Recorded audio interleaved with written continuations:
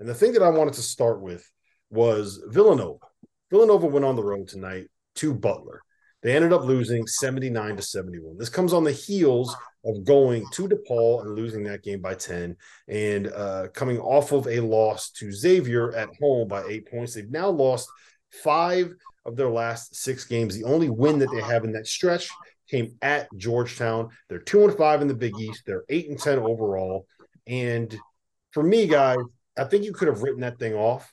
The Xavier loss, the Marquette loss, the UConn loss is just playing 3 of the top 4 teams in the Big East, right? But now you're losing to DePaul. Now you're losing to a Butler team that kind of looked like they were ready to roll over before this started. So, how worried are you guys about Villanova? How concerned are you about them? Because I have my doubts. I'm going to let you guys say what you got to say first. RC, we'll go to you. But Yeah, I'm starting to get really worried about not just this team, but kind of this program long term. I won't say long term. I mean, you're obviously worried about this team from Villanova standards. I mean, I you thought when Whitmore came back, it'll kind of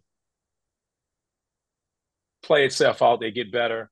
You knew that was the reason. They had won a couple of games when he came back. They had a good winning streak when he came back, and then no one knew when Justin Moore. You knew the new year. Was it February? Was it mid January when he was going to come back? If he was going to come back. But I could see this year be tough, but I can't do that yet. It's only 1 year for him. I can't concede. It's his first year. I'm not ready to go that far. I just can say this year will be tough for him. Without Justin Moore, I don't see them making much of a run. But I'll leave it at that. Going forward, it's a little early for me to jump off ship from Kyle. Well, I agree with you, RC. For of course, when it comes to long term, it's too hard to say. But you asked Rob the relevance, and I haven't thought about Villanova, so that goes to tell you a lot when it comes to relevance. I had no idea who Seamus Lukosius was tonight, and he looked like the man. I mean, I don't know if we're doing toast of tonight of the night, but he takes my pick, and I'm just not a huge fan of undersized point guards that can't shoot. You have to have an ability. Of course, you can take care of the ball, but Chris Arcidiacono, you have to have an ability to put pressure on opposing teams with the threat of your shooting ability. Just 0 points in 35 minutes, or it's not going to ever be a formula. And that's why I look, thinking about the SEC. That's why Kentucky is struggling right now with, as much as I love a Xavier Wheeler, undersized point guard that can't shoot, is just really difficult to win games and go to that Villanova standard that you're talking about, RC. So I hear you guys with that, right? And I think that this year we can kind of overlook it a little bit. Not having Justin Moore. I think we all kind of underrated the importance and the value of what Colin Gillespie was for this team last season, right? But all that aside, you got Cam Whitmore back, right? He's a top 5 pick. Well, he's probably a lock top 10 pick, potential top 5 pick, maybe the best NBA draft prospect in college basketball right now. Right. Daniel is a guy that's an all Big East player, 5th-year senior. Eric Dixon is one of the best big men in the conference, going to be an all Big East player, 4th-year junior. He's a 4th-year player. You have Brandon Slater, who's a 5th-year guy that understands his role. He's bought into the Villanova mentality, all that leadership stuff, lefty, make shots, switchable defensively, really good piece, right? So you have 4 veterans that can do all the stuff that you want them to do defensively. You have guys that can kind of make shots. So you have the pieces to be better than losing by 10 at DePaul and losing by 8 at Butler. So that's a little bit concerning to me. And then you throw in the fact that you're going to be losing 3 of those guys, Slater, Daniels, and Whitmore in the offseason. Who knows what's going to happen with Justin Moore and Eric Dixon? They're 4th-year guys. They're going to graduate. They're going to have done their 4 years there. So who knows what's going to happen with them? And you got one guy committed in the class of 2023, which is more or less done, who is a 3-star or no-star guy. And you don't have that next wave of talent coming in.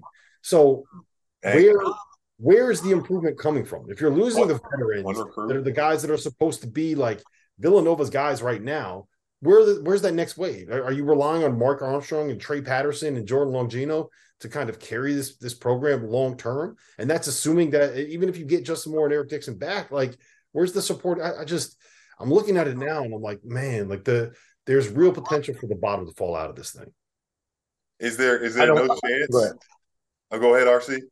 No, go ahead. I'm listening. I'll let you guys go. Only one recruit coming in next year. Is that going to have to hit the transfer portal extremely hard? Portal. It's the portal. I But mean, that's not something that Villanova has done. Like that, where but that's Villanova under Jay Wright. Kyle may be more inclined to saying, "Hey, I don't think he's going to have a choice." I mean, Jay kind of had guys sticking around. I think this is part of one of the reasons why Jay is like, "Man, I'm out of here. I don't feel like dealing with this." And I think that's more inclined. We don't know if Justin comes back. He has 2 more years. I mean, he was their best two-way player. I mean, offensively and defensively, he's a bucket. So that's a lot. You're missing that guy. I mean, that's a massive chunk for a team that they never really had a ton of depth anyway. They didn't play much more than 7 or 8 guys at max.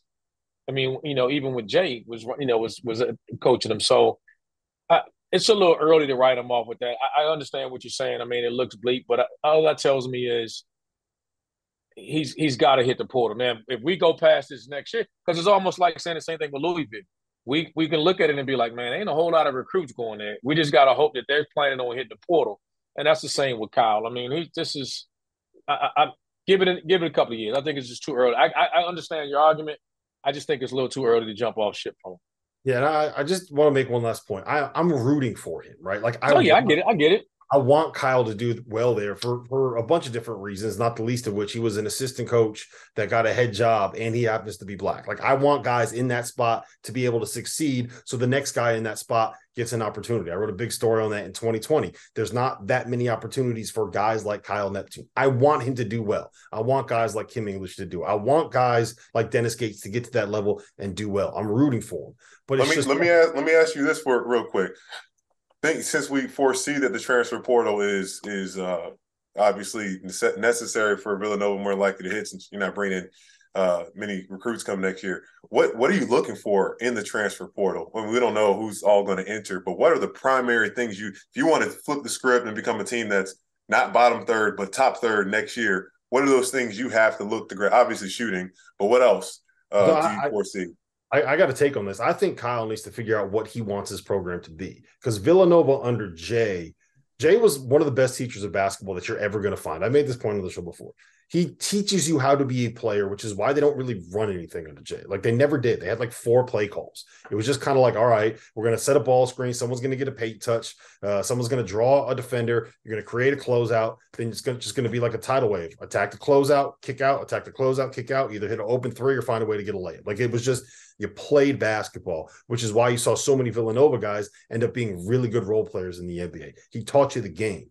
Kyle's never going to live up to that because it's like expecting John Shire to live up to exactly what Coach K is. When you are one of the best at what you do and the way that you do it, you can't expect the next guy to be at that level. So I think Kyle needs to find a way to like whatever the identity he wants for his program to be. I think he needs to figure that out and he needs to go get those kind of guys. Because right now he's got Jay Wright kind of guys. And I don't know if the Jay Wright style is going to work. Am I making sense with that? It does, but I would say this. Part of what you're saying, though, one thing that made them unique was they were inverted. They would post their guards and they would space their bigs. And a lot of teams struggle with that. Like a lot of teams couldn't deal with that. And that's where they miss Justin Moore so much. Yeah. And even if Jay was there this year, he would have to change because who would be that guard that he would post? He would figure it out. Maybe that's why he got out. Maybe that's why he got out. There you go. That's what I'm saying. He might have been like just Justin Moore out. Like, you know what? If I want to sit through this another year, man, deuces. I'm out of here. I'm going to the Fox Studios and, maybe NBA gig. Let me get out of here while it's good. I mean, he made a Final Four run. It would have been – it's the same thing like with K. We talk about it with Shire. There's no Paulo Banchero there or whatever. So how they're great coaches. They're Hall of Fame. They're the best. They handpick these guys for a reason. So there's something about them, I think. And the one thing I will say, though, about this team is even for Jay, this isn't a common team that they had. They always had guards, no matter if it was Brunson. People took it for granted. Brunson posting dudes up in the NBA. So you punching, you rotate, you double, and then they spread their bigs out. And so that's the one piece I think they're missing. They're just missing that guy like Justin Moore. They can put on the block, give him the ball. He going to score. He going to back you down, bucket, until you come double.